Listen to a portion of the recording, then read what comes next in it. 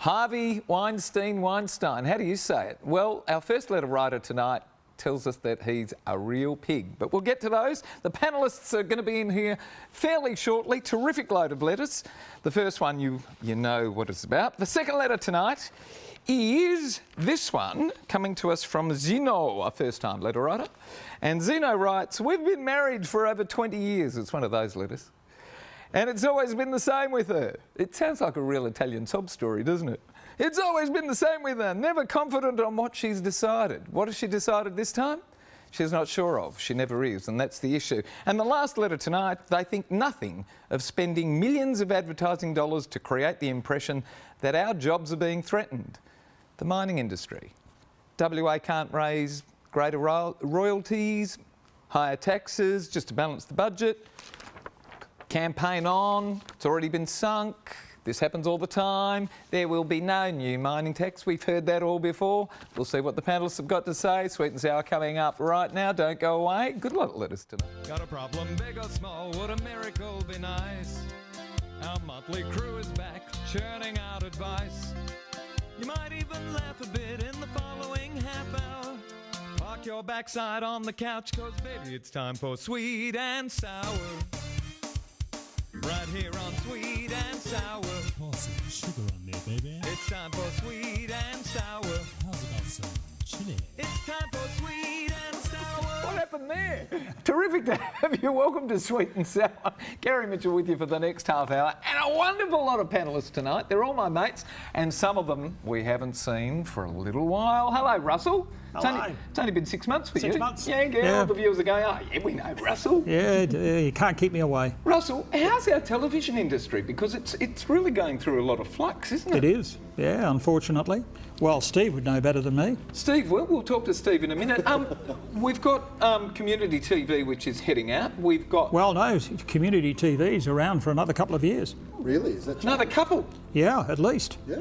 Well, if it's going to be here for a couple, it's going to be here forever. They've closed up in Sydney already. Good. They're not watching us in Sydney anymore. I think they're Melbourne taking... and Adelaide, Brisbane, hello. I think they're taking all the money out of SBS and they're putting some of it into community TV. I bet you they're not. Well, who knows? I bet you they're not. We never get anything, do we, Steve? Hello, AJ. Hello. How many years? 8. And she gives me a dirty look when she says 8. I do. And you're now a mother of 2. Of 2 beautiful How old? boys, 8 and 4. Who's babysitting? Oh, the husband. Although we're not allowed to call it babysitting because they're his 2. So So what do you call it? he's with the kids. He's just with He's the with kids. the They're kids. playing. Are they allowed to stay up? No, they'll be begging. Okay. Yeah. They'll say mum said. Mum said. Mum said. Mum said I can. Who's the disciplinarian in the family? You? Oh, me. Yeah. Oh, okay. Do you Yeah. scream a lot? You little bit. You're trouble. Trouble. Oh, no, I'm not. Speaking of trouble, hello, my mate Tash. Hello, Mitch. Who How used you to run doing? this operation how many years ago? About 8. 8 years ago. So you two knew each other from when you were We last did. on? And I was on the other side of the Wow. desk. Yeah, it's been a while. Now you're resident on the eastern seabourne. Sometimes I moved over there Sydney, nearly 8 years sometimes ago. Brisbane. Yeah, mostly Sydney. I'm doing a little bit more study up in Brisbane at the moment. Are you ever going to come home to Perth? Maybe. Okay. Maybe. The rent's Depends. good here. The rent's The good housing here. prices are better. They never used to be. God, and in the last 10 years, everything's crashed. It's Yeah. appalling.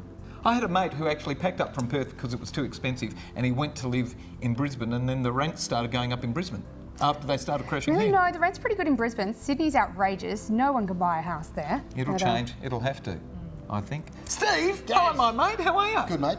Lovely to be here. Thank you for asking me. Grandfather? Yes. Loving it? 3 gorgeous girls. Oh, absolutely. Magnificent. 3 Yes. gorgeous girls. 3 gorgeous girls. Okay, yes. how extensive are the babysitting duties? Oh, we had one of them for a sleepover on Saturday night, so there was a bit of a lack of sleep in that area. Oh, but sorry. no, it was fabulous. Do you Absolutely wake up marvellous. grumpy and blame the kids? No, can't do that. They're too gorgeous to do that. Good to have you here, mate. Thank you, buddy. All right, here we go. Letter number 1 called Hard Times. Dear Mitch and panel, what a pig of a man this Harvey Weistein really is. Thinking that he has the right to sexually harass every woman in Hollywood he chooses. So, once he's been found out, he blames the rest of the world and says there were different standards when he was starting out and he's the product of former levels of acceptance as they had back then. For goodness sake, he's only 65, my age. Is this really a valid excuse? Because if it is, what about people like Rolf Harris, who is more than 20 years Weinstein's senior? Should Rolf have never gone to jail because of this view? As far as I'm concerned, good ethics are not subject to the cultural whims of the times. Hurt is hurt. Imposing yourself on others is about greed and power. It makes me think there is a hell of a lot of this going on, not just in Hollywood, but everywhere, where power and greed go unfettered. Surely the panel feels Weinstein should be locked up too. Comes to us from Peter of Newton in South Australia. Steve, first to you.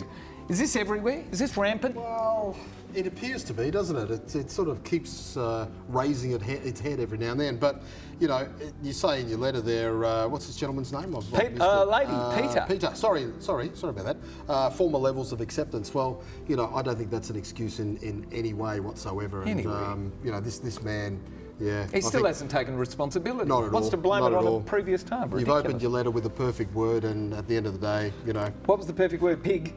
Do the crime, pay the fine, see you later. There you go. Goodbye. And I think he's paying now in big way with all the suspensions from the areas that he was involved in.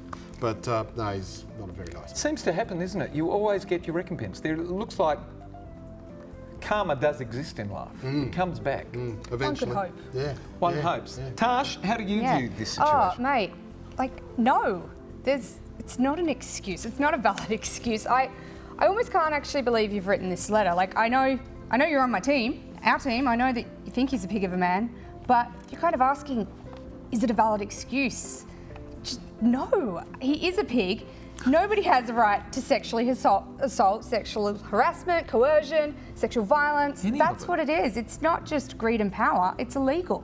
And no, there weren't former levels of acceptance, if that's his excuse. There were former levels of fear and misogynistic times, and women are getting more power, getting people that care about them, helping them speak out. It's an ongoing battle. It's an ongoing battle. It's an ongoing battle. And it's not just women. This is just because there are a lot of workplace situations where men impose themselves on men as well as women. I mean, this is a situation where it really is about power and sex, and geez, it's atrocious. But human nature is a terrible thing. Once you get a little bit of power, it's like, what is it? Power corrupts, and absolute power corrupts absolutely. AJ, what's going on here in your view? Oh, look, I completely agree with Tash. It's, even asking the question, it's not okay, but also it's across all fields of work. It's across all, there's female to female over being pregnant or being a mother. There's the sexual pressure. There's the, and there's definitely in every walk of life, especially as a young girl going into a profession, there is that, or wear a shorter skirt, or because you're cute, you'll go very... I actually personally someone had said to me that a former boss, went, she won't last long because I was cute, and there was another girl that was feeling threatened, and it's always been there, and it shouldn't be, there in any form, and it should be stopped. But like you said, it's human nature, and at the top of the poll, CEOs are known to be narcissists. So it's that narcissistic tendency to bring someone down, whether it's whatever it is. But if you make them feel vulnerable, you've got the power. Where's the ethos that you just don't do any harm to anybody? Doesn't matter whether you've got power or no power. Don't do any harm. You can get what you want without doing any harm. Russell, sorry, Sue, last word on this one to a man. Is that appropriate? He wasn't the first, he won't be the last. That's the problem, isn't it? That's Forever vigilant. Certainly can't condone it, very repulsive, but really it wasn't about sex. In his case, I think it was more about power. And in fact, I think it's something to do with mental health rather than anything else. But, that doesn't condone anything he's done. But what I also don't get is all these stars that have come out, and they've known for years. Why didn't they say something before now? They've earned their money, they're on their way, they're retired. Why wouldn't they say something? Not blame the victim, Russell. I'm not blaming the victim. I'm blaming all these people who knew. Yeah. What, the people that knew, like Brad Pitt? Brad Pitt didn't come out for Gwyneth? Yes, he did. Angelina he went up to Harvey Jolie. Weinstein. He went up to him. Ashley Judd. He put Jane it on. Fonda has come out about everything over her life, everything. But on this issue, she doesn't. Why not? Fear. The influence Fear. of power and Fear. Fear that it breeds. We asked this question of you people at home: is the culture that created Harvey Weinstein coming to an end? And this is what you said. split halfway. There you go, 50-50. I think 50% of those people are a little bit optimistic. Well, you might be right. When we come back, we're going to be talking about how to make a decent decision, or not, Maybe. and how to agonise over it. Don't go away. More of Sweet and Sour and our terrific panellists. Don't go away. We'll think about that. Getting in touch with Sweet and Sour is easy. Just head to sweetandsour.net.au to send us a letter. And while you're there, why not check out our past episodes? Plus, don't forget to like us on Facebook and follow us on Twitter. And for a behind-the-scenes look at Sweet and Sour, check us out on Instagram. How to change pathways. It's amazing. We're chatting. And for everyone who sends us a letter and we discuss, we're going to send you to the movies, courtesy of our gorgeous Natalie Cameron and NRC Communications. And the movie we're sending you to this week is Home Again, starring... Reese Witherspoon. Have you seen that? I have not, but I quite like Reese Witherspoon. I like Did you see it with a fork? Oh, boom, boom. Did you see it with Dear Sweet and He's got all the Sour, dad jokes. what can I do with her? How can I get her to make a decision and not spend the next 2 days or so agonising over whether it's the right decision? We've been married for over 20 years and it's always been the same with her, never confident of what she's decided. Initially, I thought the answer was for me to make all the decisions, but she's so indecisive she would then start asking me if the decision was right and how could I be so sure. Well, I got over that and just ignored it where I could. So I thought I was used to it, but I made the mistake of going with her to buy a mirror last week and I'm still reeling. After 2 hours of pointless agonising, the poor shop assistant, who I felt so sorry for because he'd gone way above and beyond in trying to satisfy my wife, threw us out of the shop after my wife asked well over 10 other shoppers what their opinions were. He'd had enough. I'd had enough. What made it worse was that when we got home, she told our daughters how rude the shop assistant was. He simply wasn't. What makes a person like this? She wastes everyone's time and headspace, most of all her own. She doesn't make progress. If she did, she'd second guess it herself. Please help Zeno of Nunawading in Victoria. And Russell, we're going to you first, sir. I don't know if that's a good idea because I don't know whether to answer the question or not answer the question. Smarty. Because I'm really between. But very frustrating. I've been out with a couple of these people that are like this in shops. Very, very frustrating. The best thing that I've ever found is to ask them 3 pros and 3 cons, and then whatever they say, choose one of them and try to talk them into it. Move on. And then when you get home, you ring up the psychologist. AJ, what's your strategy here? Oh, I have no tolerance for people like this. They just do my head in. Vague too. is not a personality trait. Like, I go with the psychology. I think you need to get some serious brain work going there to work out some strategies on how to make them. Is it how they were raised? Is it something to do with their childhood? Like, what makes them like that? Yeah.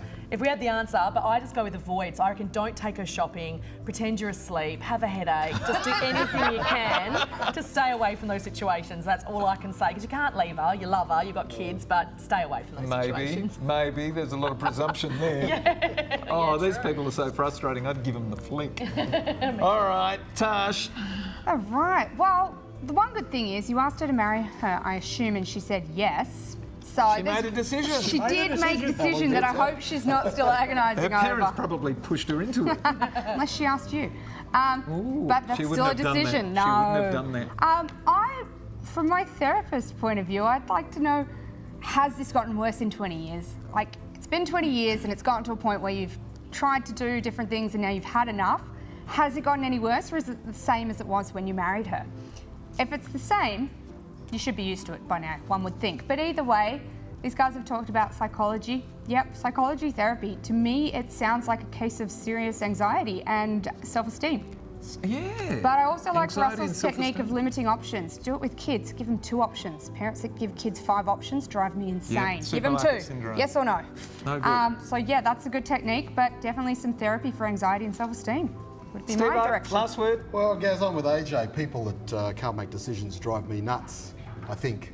But Zeno, yeah, help them make the decisions. I think. Oh, Obviously, you're going to be there forever, Steve. No. You're If too kind. no, strong enough, get in there, help them make the decision. Would get you the make lamp, the get out of decision there. for her? I think so. Yeah. Okay. I know happy wife, happy life, but sometimes you just got to Just make the get some decision. testes and go for it, if you know what I mean. We asked our people at home, we asked you people, for the answers to this question. Can people change character from being weak to strong, from being indecisive to decisive? And this is what you said. And the answer is, there we go on the screen, 85% said yes, you can change character. Look, the psychology industry wouldn't exist if you couldn't. Yeah, that's true. I kind of agree with it. When we come back, we're going to be talking about the mining tax in WA especially. Don't go away, more of Sweet and Sour. There we go, and coffee time, I think. I'm delightfully opinionated with just the perfect balance of sweet and sour. It's time for Sweet and Sour. Right here on Sweet and Sour. I'm never going to sleep tonight. They've just brought me another coffee. Buzzing. Hi, panellists. Every time the mining executives in WA, or anywhere else in Australia for that matter, feel that their excessive profits are being brought into scrutiny, they think nothing of spending millions of advertising dollars to create the impression that our jobs are being threatened. Now that the WA government has moved to push the WA mining taxes to the same level as other states, out rolls this same familiar false campaign by the mining industry. It's such a huge lie, but of course we the people are always the pawns in the profit games. They know if you make us feel insecure by creating perceptions that our jobs are at risk, we will react negatively. I've spent years in FIFO mining jobs until I retired recently. The thinking in the workforce is almost universally protective of mining profits. It's irrational, and I was probably the worst culprit, but it's driven hard into us by the mining companies. I didn't realise until I left that taxes have nothing to do with costs, only profits. And if Queensland can still reap fat mining profits for shareholders at higher levels of tax, obviously so too can WA. Mining companies don't give two hoots about people. They've learnt how to expertly manipulate public perception and the politics being played out. They never lose. The people always do. How can we encourage politicians to have courage to stand against the lies? Barry of Glendalough in WA. Tash. Oh, we're going to me first. Well, I think I'm glad that you finally caught on, even though you were in the industry. It's pretty terrible. Just look at the rest of the world. Anywhere there's been a mining boom, those towns get decimated afterwards. I think it's simply outrageous. We've had, a mining boom in WA for near on 10 years, since about the recession until now. And last budget, WA was in billions of dollars of deficit. How? How can a state go into the biggest boom they've ever had and be in a deficit? And not just a little one. Was it $43.5 billion at the end of the next 2 years. It's absolutely disgusting. Something needs to change. And we have to pay for that debt. And I think... Not the mining executives, we do. Barry, you're right on the money. Mining companies don't give two hoots about the people. It's the men at the top taking all the money. Funny how they could find $22 million to launch an advertising campaign right when this was going through Parliament. And of course, it's now been lost. And guess what? We're now going to have here in WA our credit rating affected, and all of us are going to have to be paying more because you wouldn't let us have an extra $400 million so we could balance the budget. Meanwhile, what can you do about it? Write to your pollies, rally the troops. They haven't got time to listen to us because they're being lobbied by those people who are on the staff of the mining companies and the banks and the insurance companies, etc., because they're all the same. But guess what? There's power in numbers, and there's always more of the smaller guys, so get the word out there. There is, but we're all too busy. We're all too busy. Steve? Well, Gary, I'm in two minds about this one. First of all, the fact that anybody losing a job, and I know about that right now, is scary and all those things. So from that point of view, whether they will or won't, the companies will take the steps they need to if they have unexpected additional costs. The other thing is, Barry, was it? How would you feel if you have additional taxes put on you? I suppose, that's a question you've got to ask yourself. And I don't particularly agree with your comment, mining companies don't give two hoots about the people. the mining companies do a lot out there in the communities. Go up north and see what they're doing up there. You said you worked in there. I'm surprised you made that comment because they do a lot of work out there, and I don't disagree with that. So, yeah. A lot of them have been forced to. Legislation's been passed. They have to clean up wherever they go now. Okay, let's have a look. We asked you at home this question. Given that WA receives the lowest mining tax royalties than any other state, will mining executives ever agree to paying a fairer level of tax? Well, that's a bit of a loaded question, to be fair, I think. But here's what the results were that you said. 31% said yes, they will. Rubbish, they will. 69% said no, they won't. Okay, who's next on this one? Russell, come on in, sir. Well, I must admit I'd hate to be in the Treasurer's shoes because obviously there is a massive debt out there. As you explained, there's $44 billion that the state owes. But the trouble is what we overlook is the spending of the government because GST, for example, is a major issue. In the last 17 years, we've shoveled $1 trillion in GST to the eastern states. Now, we only get back 34 cents in the dollar. Appalling. New South Wales gets 88 cents in the dollar. Northern Territory gets about $4.60. That's very unfair. And if we got our fair share, there would be no need to tax the miners more. Agreed. In fact, I have a figure here that Rio has paid $13 billion in royalties since 2006. Sounds like a big number. But Russell, you're doing the old bait and switch. Let's have a look at another problem over here because that could also solve it. But these guys have got to be paying at least equal to what the other states Yeah. are getting. Do you know what that percentage is, Russell? Sorry? Do you know what that percentage is Percentage for what? of the tax that they're paying? Because you say it's a big number, 13 billion. 13 billion is a lot of But money. What percentage is Yeah, that? but where has all that gone? Do you know what the percentage is? No, We don't. that's what I was asking. Do you AJ, know? come on in and give us the rap. Wow. Well, Russell touched on what I wanted to talk about was that, you know, I understand that a lot of money does go to the eastern states and we don't get as big a chunk from it. In GST, and every time we raise more royalties, Yeah. our GST goes even Always further lower. drops. But I'm not a fan of mining. You know, we're saying yes to coal mining. I'm a fan to bring of jobs. mining. Mining gives us jobs. You've got to be I know, fans but of we're gonna mining. Destroys our planet. for The our Great Barrier grandchildren. Reef Hang is on, gonna- you the Great enjoy Barrier so Reef much. is going to be gone now. I don't agree because- with coal mining over Yeah, there. so I sort of say, when it comes to mining, I just go. Adani mines, like- forget it. I understand it creates jobs and a lot of them do a lot of great things in the communities. Like I have actually seen that. I know they have to, but I've also seen some that want to. But yeah, I just think tax them. I don't keep the jobs. It's got to be a little bit of balance. You know, I'm a bit scared between these two. every industry. Look, it's like Weinstein. Give them some power, and you know, there's a little bit of.